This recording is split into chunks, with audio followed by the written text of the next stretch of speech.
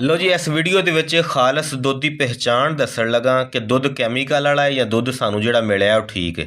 ਸਾਡੇ ਕੋਲ ਜਨਾਬ ਦੁੱਧ ਹੋਣਾ ਚਾਹੀਦਾ ਹੈ, ਕਿ ਸ਼ਰਤ ਹੈ ਕਿ ਦੁੱਧ ਕੱਚਾ ਹੋਣਾ ਚਾਹੀਦਾ ਹੈ।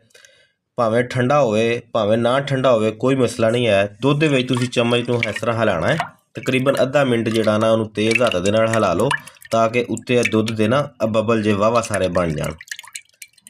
ਜਦੋਂ ਬਬਲ ਬਣ ਜਾਣਗੇ ਨਾ, ਉਸ ਤੋਂ ਬਾਅਦ ਸਾਡਾ ਟੈਸਟ ਦਾ ਟਾਈਮ ਸ਼ੁਰੂ ਹੋ ਜਾਂਦਾ ਹੈ 1 ਮਿੰਟ। ਅਗਰ ਇਹਦੇ ਉੱਤੇ ਬਣਨ ਵਾਲੇ ਬਬਲ ਜਿਹੜੇ ਨੇ ਚੰਗੀ ਤਰ੍ਹਾਂ ਵਾਹਵਾ ਹਿਲਾ ਲਿਆ ਜੇ, ਜਦੋਂ ਇਹਦੇ ਉੱਤੇ ਇਹ ਬਬਲ ਜਿਹੜੇ ਨੇ ਨਾ ਵਾਹਵਾ ਸਾਰੇ ਇਹ ਬਣ ਜਾਣ ਤੇ ਸਾਡਾ ਟਾਈਮ ਸ਼ੁਰੂ ਹੋ ਗਿਆ। 1 ਮਿੰਟ ਦੇ ਵਿੱਚ ਵਿੱਚ ਅਗਰ ਬਬਲ ਬੈਠ ਜਾਣ ਤੇ ਤੁਹਾਡਾ ਦੁੱਧ ਠੀਕ ਹੈ ਜਨਾਬ। ਅਗਰ 1 ਮਿੰਟ ਦੇ ਵਿੱਚ ਵਿੱਚ ਬਬਲ ਨਹੀਂ ਬੈਠਦੇ ਤੇ ਸਮਝ ਲਓ ਗੜਬੜ ਹੈ। ਦੂਸਰੀ ਇੱਕ ਹੋਰ ਨਿਸ਼ਾਨੀ ਜਨਾਬ, ਕਿਸੇ ਹੋਰ ਬਰਤਨ ਦੇ ਵਿੱਚ ਥੋੜਾ ਸਰਫ ਪਾਓ, ਸਰਫ ਦੇ ਚੰਗੀ ਤਰ੍ਹਾਂ ਉਹਨੂੰ ਪਾਣੀ ਦੇ ਵਿੱਚ ਹਿਲਾਓ। ਉਹਦੇ ਜਿਹੜੇ ਬਬਲ ਨੇ ਨਾ, ਉਹਦਾ ਤੇ ਦੁੱਧ ਵਾਲੇ ਬਬਲਾਂ ਦਾ ਜਾਇਜ਼ਾ ਲਿਓ, ਆਇਆ ਕਿ ਬਬਲ ਜਿਹੜੇ ਨੇ ਇਹ ਇੱਕ ਤਰ੍ਹਾਂ ਦੀ ਸ਼ੇਡ ਮਾਰਦੇ ਪਏ ਨੇ ਜਾਂ ਅਲੱਗ-ਅਲੱਗ ਨੇ। ਅਗਰ ਇੱਕ ਤਰ੍ਹਾਂ ਦੀ ਸ਼ੇਡ ਮਾਰਦੇ ਪਏ ਨੇ ਤੇ ਗੜਬੜ ਹੈ।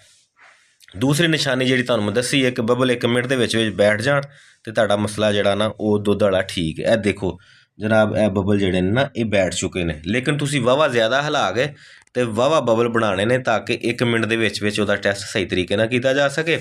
ਅਗਰ ਗੜਬੜ ਹੈ ਤੇ ਭਰਾ ਜੀ ਅੱਖਾਂ ਖੁੱਲੀਆਂ ਆਪਣੀਆਂ ਆਪ ਰੱਖਣੀਆਂ ਨੇ। ਘਰਾਂ ਦੇ ਵਿੱਚ ਆਉਣ ਵਾਲਾ ਦੁੱਧ ਠੀਕ ਨਹੀਂ ਹੈ। ਦੁਆਵਾਂ 'ਚ ਯਾਦ ਰੱਖਿਆ ਜੇ, ਨਬੀ ਪਾਕ ਦੇ ਉੱਤੇ ਇੱਕ ਦਫਾ ਦਰੂਦ ਪੜ੍ਹ ਕੇ 1 ਮਿੰਟ ਦੇ ਵਿੱਚ ਸੁਭਾਨ ਅੱਲਾ ਲਿਖ ਦਿਆ ਜੇ।